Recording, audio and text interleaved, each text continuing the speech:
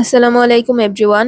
47th BCS part 1 last ক্লাসে আমরা solve করছিলাম। আজকে হচ্ছে আমাদের পার্ট 2। তো চলো 11 থেকে আমরা কোয়েশ্চেনগুলো সলভ করি। সো ফার্স্ট কোয়েশ্চেনেই বলা হচ্ছে he started teaching Hamlet. Here teaching is a n. So আমাদের কি টিচিংটা এখানে কি teach sorry teach plus I N G. Teach তো হচ্ছে একটা verb, that's mean verb plus I N G. দিকে টিচিং এর আগে আছে হচ্ছে স্টার্টেড। স্টার্টেডটাও আবার কি, স্টার্টেড কি একটা ভার্ব। সো কোনো সেন্টেন্সে যদি আমরা দেখি ভার্ব, ভার্ব বা প্রিপোজিশন, ভার্ব বা প্রিপোজিশনের পরে, সরি আমার হ্যান্ডরাইটিং একটু, আমি হচ্ছে যে ট্যাবে লিখতে অতটা কমফোর্টেবল না এখনো, তাই হ্যান্ডরাইটিং হয়তো বা কিছুটা বাজে লাগতে পারে। Forgive me for that. যাই হোক, বোঝা যাচ্ছে তো, এটাই এনাফ, তোমরা বুঝলেই হলো। তো ভার্ব বা প্রিপোজিশনের পরে যদি ভার্ব প্লাস আইএনজি হয়, তাহলে সেক্ষেত্রে সেটা হবে কি জিরান্ট। আবার পার্টিসিপলও হতে পারে, এটা তোমাদের কি আমি লাস্ট ক্লাসে কি বুঝাইছি। সেক্ষেত্রে সেটা হয়ে যাবে কি জিরান্ট অর পার্টিসিপল। এখন যদি আমি অ্যাগেন একটু শর্টকাটে বলি, জিরান্ট হবে কখন আর পার্টিসিপল হবে কখন।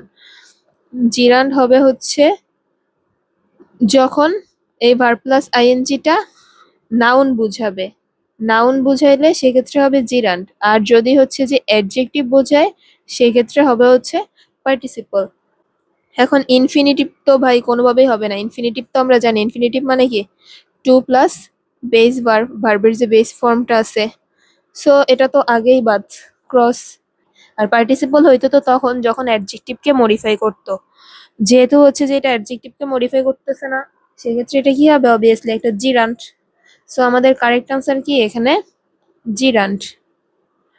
এবার চলো আমরা নেক্সট কোয়েশ্চেনে যাই।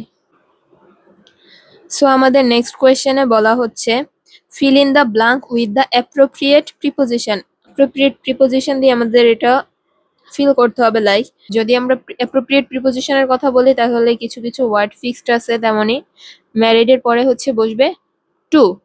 সো অলওয়েজ এটা হবে কি ম্যারিড টু। তো আমাদের খ নাম্বারটা হচ্ছে answer, she was married to a rich man. ম্যারিডের সাথে এর মধ্যে আর একটাও বসে না, হ্যাঁ উইথটা বসে। উইথটা বসে সামটাইমস, কখন, যখন হচ্ছে যে সন্তান বোঝায়, সন্তান বোঝাতে তখন উইথ ব্যবহৃত হয়। লাইক যদি আমি তোমাদেরকে একটা এক্সপ্লানেশন দেই, she is married, she is married with two children. So তখন হচ্ছে বসবে কি ম্যারিড উইথ, তখন ম্যারিড টু বসবে না, তখন বসবে হচ্ছে ম্যারিড উইথ। যখন হচ্ছে একমাত্র চিলড্রেন বা সন্তান আমরা বুঝাবো, তখনই আমরা বলতে পারি কি ম্যারিড উইথ। এছাড়া বাদবাকি সব ক্ষেত্রেই কি বসবে ম্যারিড টু। সো এখন আমি তোমাদের কিছু এক্সপ্লানেশন যদি দেখাই যে বাদবাকি যে অপশনগুলো আছে এটার ক্ষেত্রে, উইথ এর ক্ষেত্রে কি হইতে পারে angry with, or busy with.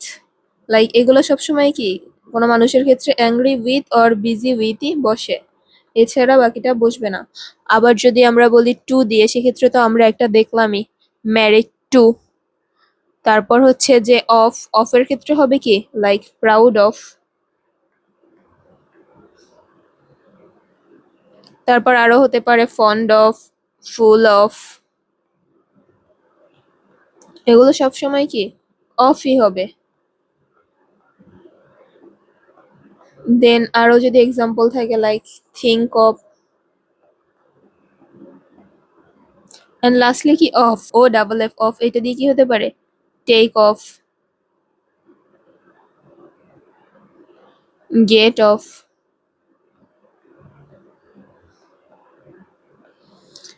তারপর হচ্ছে কাট অফ। এখন এক্সামের জন্য কিছু ইম্পর্ট্যান্ট অ্যাপ্রোপ্রিয়েট প্রিপোজিশন আমি শিখছি, সেগুলো হচ্ছে যদি তোমাদেরকে আমি একটু দেখাই। লাইক গুড, গুডের পরে অলওয়েজ বসবে কি অ্যাট। দেন হচ্ছে ম্যারিড টু তো আমরা দেখলাম। তারপর হচ্ছে ডিপেন্ড, ডিপেন্ডের পরে অলওয়েজ কি, ডিপেন্ড অন। দেন হচ্ছে বিলিভ, বিলিভ, বিলিভের পরে কি বসবে কেউ বলতে পারো? দেন জলদি করে কমেন্টে বলে দাও। বিলিভের পরে বসবে হচ্ছে ইন। তারপর হচ্ছে ক্যাপাবল,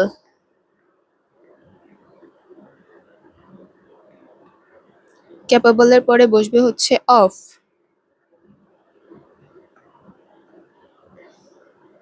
সিমিলারের পরে বসবে হচ্ছে to, similar to. Famous for, যেহেতু হচ্ছে যে লাস্ট ইয়ারের কোয়েশ্চেন গুলো সলভ করা কতটা ইম্পর্টেন্ট সবাই জানো, দ্যাটস ওয়াই আমি ট্রাই করি কি কোয়েশ্চেন গুলো সলভ করার সাথে সাথে এর বাদবাকি যে ডিটেলস আছে এগুলো কিছুটা করে বুঝে সলভ করার। আদারওয়াইজ তো জাস্ট গতানুগতিক ওয়েতে মুখস্থ করে আমাদের কোয়েশ্চেন কোনো লাভ নেই। কোয়েশ্চেনটাতে বলা হচ্ছিল শি ওয়াজ ম্যারিড কি, ম্যারিড টু, সবসময় মনে রাখবে ম্যারিড এর পরে কি, ম্যারিড টু। আর উইথ হয়তো কখন, যদি হচ্ছে যে বলতো she is married with two children or three children, যখন চিলড্রেন বা সন্তান বোঝানো হয়তো তখন সেই ক্ষেত্রে আসতে হচ্ছে উইথ। যেহেতু হচ্ছে যে এইখানে সন্তান বলতে কিচ্ছু নাই সেক্ষেত্রে আমরা বলবো কি ম্যারিড টু। আর বাদ বাকি উইথ দিয়ে কি, busy with, angry with, of দিয়ে proud of, fond of, full of, think of, take off, get off, cut off, good at, depend on, believe in, capable of, similar to, famous for, complain about বা complain of। ওকে, এবার চলো হচ্ছে যে আমরা next কোয়েশ্চেনে যাই। Next কোয়েশ্চেনটা খুবই easy peasy একটা কোয়েশ্চেন, মানে জেন্ডার নিয়ে কোয়েশ্চেন করা হয়েছে, like which gender is the word sibling.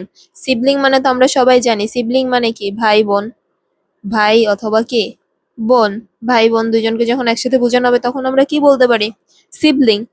এখন হচ্ছে সিবলিংটা কি, বোধ যেহেতু বুঝাচ্ছে দুইটাই বুঝাচ্ছে, সো সেক্ষেত্রে এটা কি হয়ে যাবে, কমন জেন্ডার, কমন জেন্ডার হয়ে যাবে। কেন, ভাইকেও বুঝাচ্ছে বোনকেও বুঝাচ্ছে। এখন এক্ষেত্রে যদি শুধু ভাইকে বুঝাইতো, শুধু ভাইকে বুঝাইলে তখন কি হইতো, মাস্কুলিন। যদি শুধু বোনকে বুঝাইতো লাইক সিস্টার, সেক্ষেত্রে আমরা কি বলতাম, ফ্যামিনিন। যেহেতু হচ্ছে যে ভাই বোন দুইজনকে বুঝাইছে সেক্ষেত্রে আমরা এটাকে কি বলবো, কমন জেন্ডার। আর বাদবাকি যেটা রইলো কি নিউটার, নিউটার তো ভাই এটা তো হচ্ছে যে বুঝায় কি কোনো জড় বস্তু বা কোনো প্রাণহীন বস্তুর ক্ষেত্রে, লাইক যেটার কোনো প্রাণই নাই সেটার ক্ষেত্রে আমরা কি বলতে পারি, নিউটার। সো এটা তো শুরুতেই বাদ।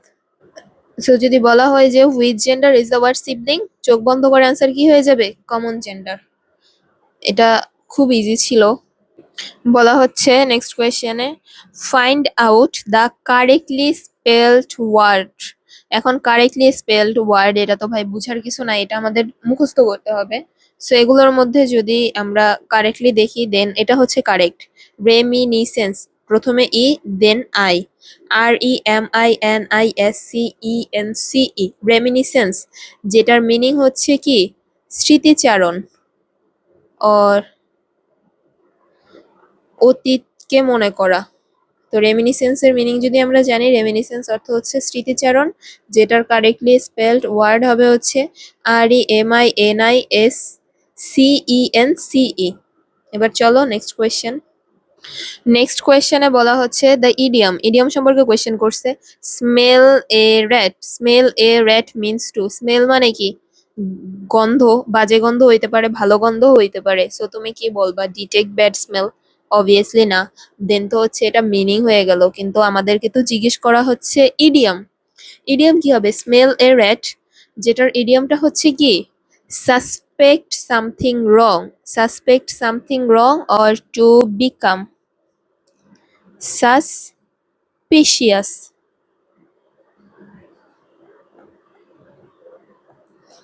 ইডিয়ম জিনিসটা আমার কাছে খুব কিউট লাগে কেন জানি, মানে বলে একটা বুঝায় আর একটা। সো কিছু ইজি ইডিয়ম যদি আমি তোমাদেরকে বলি, like once in a blue moon, এটা মেবি সবাই জানো। Once in a blue moon বলতে কি মিন করা হয় actually, once in a blue moon মানে হচ্ছে রেয়ার, যেটা সচরাচর ঘটে না, খুব অল্প ঘটে, সেটাকে আমরা কি বলতে পারি, once in a blue moon. তারপর সব থেকে ইজিয়েস্ট, যেটা ছোটবেলায় শিখছি, লাইক পিস অফ কেক। এটা যেমন ইজি তেমন হচ্ছে এটার মিনিংও কি ইজি, মানে যেটা সব থেকে ইজিয়েস্ট। ইজি কিছু বোঝাতে আমরা কি ইউজ করি? A piece of cake. আরেকটা যদি বলি, এটা মেবি সবাই শুনছো, ক্রোকোডাইল টিয়ার্স। ক্রোকোডাইল টিয়ার্স কি? কুমিরের কান্না। কুমিরের কান্না তো সবাই জানো কি মিথ্যে কান্না। কুমিরের কান্না মিথ্যে কান্না। যে কিছু হইলে আমরা বলি না যে কিছু আশেপাশে আমাদের কিছু সেলফিশ মানুষজন থাকে যারা অলওয়েজ নিজের বিষয়ে ভাবে, কিন্তু এমন একটা ভাব ধরে অ্যাজ ইফ তারা আমাদেরকে নিয়ে খুব কেয়ার করে, এমন একটা ইমোশনস দেখায়। সো তাদেরকে আমরা কি বলতে পারি? কুমিরের কান্না আর কি মিথ্যা কান্না। সো এটা মনে রাখবা যে দা ইডিয়াম স্মেল এ rat মিন হচ্ছে সাসপেক্ট সামথিং রং, আর এটা যদি না থাকে দেন টু বিকাম সাসপিশিয়াস, দেন এটাও কি হবে আমাদের অ্যান্সার। নেক্সট কোয়েশ্চেনে বলা হচ্ছে সিলেক্ট দ্য সিনোনিম। সমার্থক শব্দ চাইছে ফর ইনক্লিমেন্ট। ইনক্লিমেন্ট অর্থ কে বলতে পারো? কে কে বলতে পারো এখানে ইনক্লিমেন্ট অর্থ হচ্ছে কি প্রতিকূল বা খারাপ। ইনক্লিমেন্ট মানে হচ্ছে প্রতিকূল বা খারাপ। এখন যদি আমরা বাকিগুলোর মিনিং দেখি তাহলে কি হবে? অ্যাফেবল। অ্যাফেবল অর্থ হচ্ছে কি বন্ধু সুলভ, মানে যার সাথে হচ্ছে ভালো বন্ধুত্বপূর্ণ সম্পর্ক, বা কিছু মানুষ থাকে না অনেক ভালো বিহেভ করে। সো এটাকে আমরা কি বলতে পারি? বন্ধু সুলভ অর অমায়িক। মাইল্ড। মাইল্ড মানে তো সবাই জানো মৃদু বা হালকা।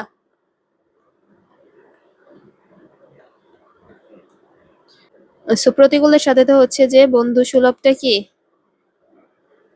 যায় না।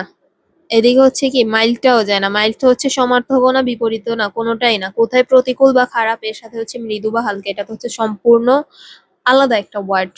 দেন এরপরে যদি হচ্ছে আমরা নেক্সটটাতে যাই, কি বলা হচ্ছে জেনিয়াল। যেটা এটা এই ওয়ার্ডটা আমি আগে জানতাম না, বা এটার মিনিংও আমি জানতাম না। এই কোয়েশ্চেনটা পড়তে গিয়ে এটার মিনিংটা আমি শিখছি। এটার মিনিংটাও হচ্ছে কি অমায়িক বা বন্ধুসুলভ। তো আমরা এক হিসেবে বলতে পারি কি জেনিয়াল আর হচ্ছে অ্যাফেবল, এই দুইটা হচ্ছে কি সিনোনিম। সো জেনিয়াল মনে রাখবা কি অমায়িক বা বন্ধুসুলভ। সেক্ষেত্রে তো হচ্ছে যে এটাও হচ্ছে না আমাদের, এটাও আমাদের সিনোনিম হচ্ছে না, তো এটাও বাদ। সো যদি তিনটেই বাদ হয়ে যায় তাহলে আর থাকে কোনটা? রাফ। রাফ মানে তো জানো কি রুক্ষ, বা হচ্ছে রাফ, রাফ অ্যান্ড টাফ আমরা বলি না। সো এটাই কি আমাদের পারফেক্ট অ্যান্সার। সো সিনোনিম হবে কি ইনক্রিমেন্টের, ইনক্রিমেন্টের সিনোনিম হচ্ছে রাফ। সো 70 নম্বর কোয়েশ্চেনে বলা হচ্ছে tell me frankly why you did this, the underline part is an, oh sorry, এখানে হচ্ছে হোয়াই ইউ ডিড দিস, এটার নিচে হচ্ছে একটা আন্ডারলাইন হবে যেটা আমার দিতে মনে নাই। তো যেটাই হোক, তো বলা হচ্ছে যে হোয়াই ইউ ডিড দিস, এই আন্ডারলাইন পার্টটা আসলে কি adverbial clause, noun clause, adjective clause, নাকি অ্যাডভার্বিয়াল ফ্রেজ? এখন আমরা কি সবাই ক্লোজ আর ফ্রেজ জানি? ক্লোজ মানে কি এটা আমি লাস্ট ক্লাসে কি পড়াইছিলাম কিনা আমি শিওর না, পার্ট ওয়ানে। যাই হোক বলে দিচ্ছি, ক্লোজ মানে কি খণ্ডবাক্য, দ্যাটস মিন সেন্টেন্স। তো সেন্টেন্স নর্মালি কি দিয়ে হয়? সেন্টেন্স হওয়ার জন্য একটা সেন্টেন্স হওয়ার বেসিক স্ট্রাকচার কি? সাবজেক্ট থাকবে, ভার্ব থাকবে, আর কি থাকবে? Object. Subject verb plus object যদি থাকে তাহলে সেক্ষেত্রে সেটাই কি সেন্টেন্স। ফ্রেজ কি? ফ্রেজের ক্ষেত্রে হচ্ছে কি ভার্ব থাকবে না। এখন এখানে কি হোয়াই ইউ ডিড দিস, এই যে আমরা তো একটা ভার্ব এখানে পাচ্ছি, দ্যাটস মিন কি এটা ফার্স্টলি কি হয়ে যাবে ভাই? এটা তো ফার্স্টলি এই যে ফ্রেজ যেটা আছে অ্যাডভার্বিয়াল ফ্রেজ, এটা বাদ হয়ে যাবে। এটা তো হবেই না, এটা আমাদের অপশন থেকে ফার্স্টেই বাদ। দেন থাকে কি বাদ বাকি গুলো কি থাকে ক্লোজ। যদি আমরা এই পুরোটাকে ইট দিয়ে রিপ্লেস করতে পারি সেক্ষেত্রে এটা হয়ে যাবে নাউন ক্লোজ। এখন আমরা যদি বলি টেল মি ফ্র্যাঙ্কলি ইট, সেক্ষেত্রে তো আমরা বলতেই পারি রাইট, টেল মি ফ্র্যাঙ্কলি ইট।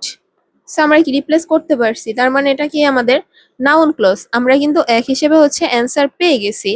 এবার তোমাদেরকে যদি আমি আরেকটু এক্সপ্লানেশন করি, সেক্ষেত্রে এখানে টেলটা হচ্ছে কি, টেলটা হচ্ছে একটা ট্রানজিটিভ ভার্ব, টেলটা হচ্ছে একটা ট্রানজিটিভ ভার্ব যেটা একটা অবজেক্ট যাচ্ছে।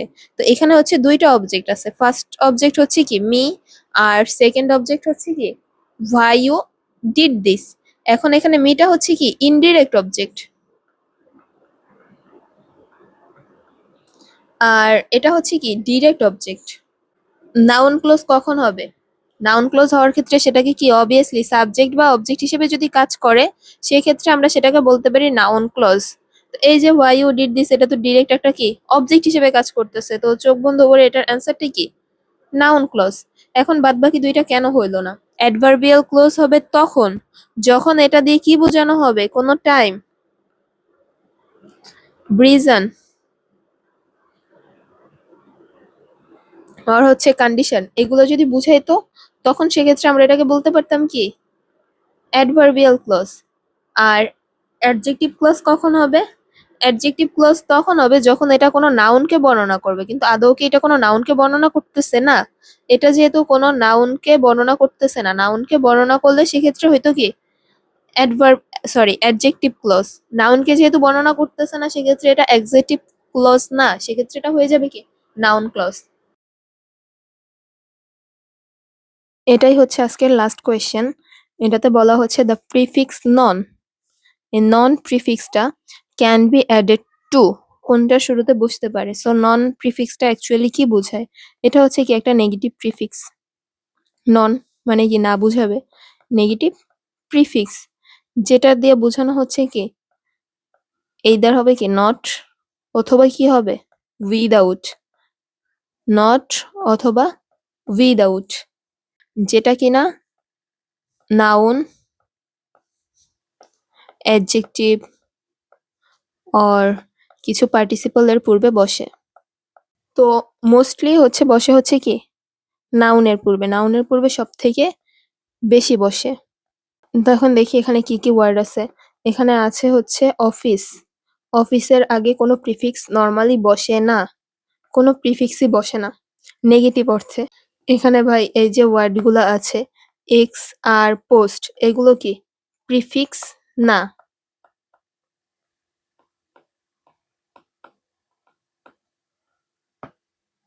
গেল। সো আমাদের ফার্স্ট অপশন কি অফিস বাদ, অফিস আমাদের অ্যান্সার হবে না।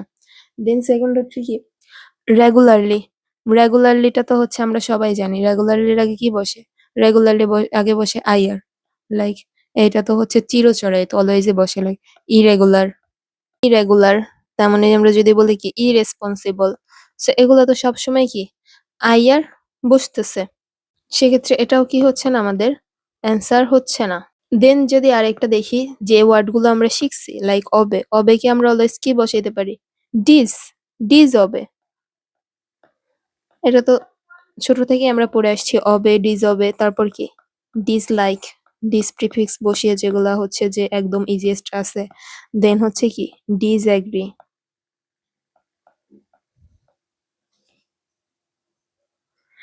তাহলে কি এটাও আনসার হচ্ছে না। তো আমাদের একমাত্র অ্যান্সার হবে কি পার্টিশন, পার্টিশনের আগে আমরা কি বসাতে পারি নন বসাতে পারি, আর এটা কি একটা নাউন যেটা আমরা নন বসিয়ে কি বানাতে পারি লাইক নন পার্টিশন।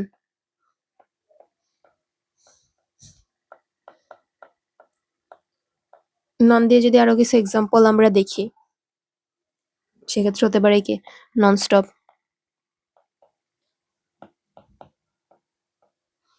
যদি একটা নাউন দেখি সেক্ষেত্রে হতে পারে কি নন স্মোকার,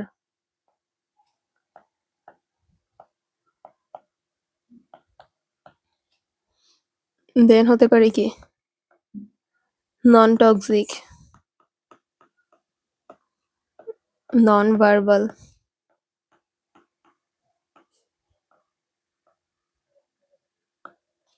নন এক্সিস্টিং। সো যাই হোক এই ওয়ার্ডগুলো সবাই মনে রেখো। এখন যদি আমরা বলি যে এটার অ্যান্সার কি হবে, prefix non can be added to partition, পার্টিশনের পূর্বে বসতে পারে নন পার্টিশন। সো এটা ছিল হচ্ছে আমাদের আজকের পার্ট 2।